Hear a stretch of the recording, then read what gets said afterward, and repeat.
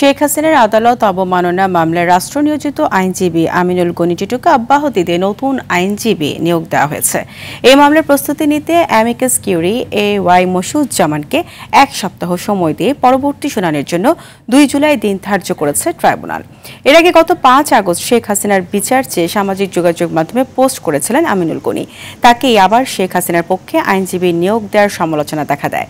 শুনানি শেষে প্রসিকিউটর জানান শেখ হাসিনার পক্ষে নতুন আইনজীবী হিসেবে নিয়োগ পেয়েছেন আমির হোসেন।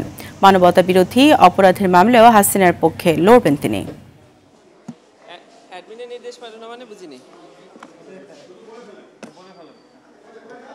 আন্তর্জাতিক অপরাধ ট্রাইব্যুনাল এই মামলায় আসামি শেখ হাসিনা এবং বুলবুল সাহেবের পক্ষে অ্যাডভোকেট জনাব আমির হোসেনকে এই মামলায় নতুন করে স্টেট ডিফেন্স হিসেবে এঙ্গেজ করেছে।